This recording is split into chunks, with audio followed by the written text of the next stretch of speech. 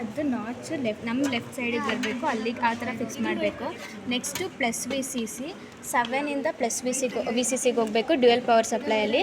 Next ಗ್ರೌಂಡಿಂದ ಗ್ರೌಂಡಿಗೆ ಬರಬೇಕು. 4ಇಂದ ಮೈನಸ್ ವಿಗೆ ಹೋಗಬೇಕು ಡ್ಯುಯಲ್ ಪವರ್ ಸಪ್ಲೈ. ನೆಕ್ಸ್ಟ್ ಇನ್ನೊಂದು ಡ್ಯುಯಲ್ ಪವರ್ ಸಪ್ಲೈಯಲ್ಲಿ ವಿ ಇನ್ಗೆ ಹೋಗಬೇಕು.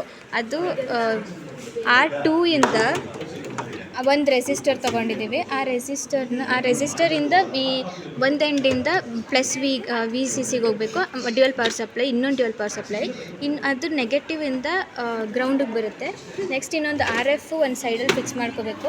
ಅಲ್ಲಿಂದ 6ಇಂದ ಒಂದು ಎಂಡು, 2ಇಂದ ಒಂದು ಫಸ್ಟ್ ಎಂಡು.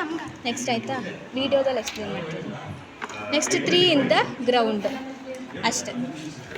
ನೆಕ್ಸ್ಟ್ ಮಲ್ಟಿಮೀಟರ್ ತೊಗೋಬೇಕು. ಮಲ್ಟಿಮೀಟರಲ್ಲಿ ಒಂದು 6ಗೆ ಹೋಗುತ್ತೆ, ಅಂದರೆ ಪಾಸಿಟಿವ್ 6ಗೆ ಹೋಗುತ್ತೆ, ನೆಗೆಟಿವ್ ಗ್ರೌಂಡಿಗೆ ಬರುತ್ತೆ. ಇದು 20 ವೋಲ್ಟಿಗೆ ಡಿ ಸಿಲಿ ಸೆಟ್ ಮಾಡ್ಕೋಬೇಕು.